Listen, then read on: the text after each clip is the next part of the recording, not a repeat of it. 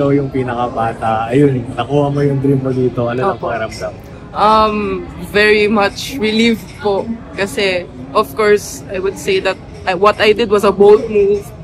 So, ayun po, I'm very relieved that I was chosen.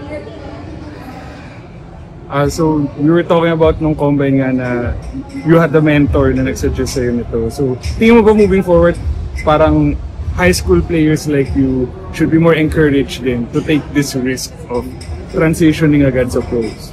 I would say po, it's a calculated risk. So, kung sa tingin mo po kaya mo, why not?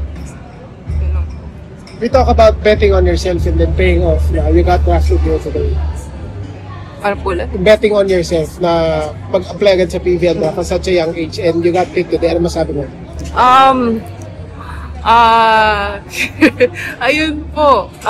Medyo kabado po, nakakaba po siyang experience, of course, since I'm one of the, wala masyadong exposure. But, ayun po, I'm so glad po that I took the step.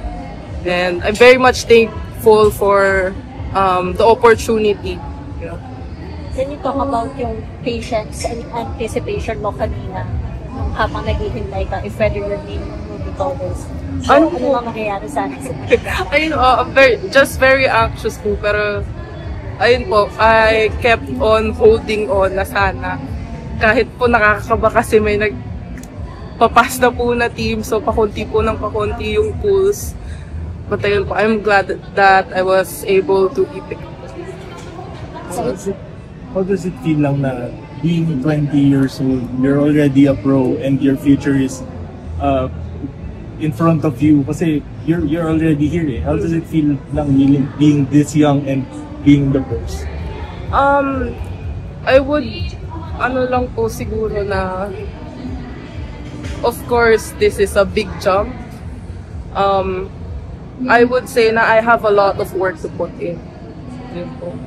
Angela, nabanggit mo, idol mo si AC Minor ngayon, teammates na kayo. What can you say now? Very much excited po. I hope po na I could learn things from her. And I'm looking forward to being able to play with her. Sige, sa maikling time mo sa UPIS and USC rin, parang ano na lang yung pinakamalagang takeaway mo dun sa earlier parts ng career mo na tingin mong magiging asset mo pagdating dito sa pool? I think po na not kumbaga bilog ang bola. So, not always will you be at the top.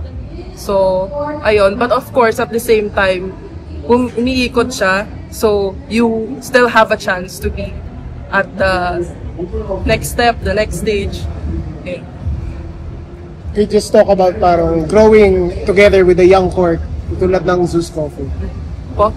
Growing together as a young team, tulad ng Zeus Coffee. Well, I would say po na it's a good opportunity since medyo po kami, so maganda po yung labanan. Ayun.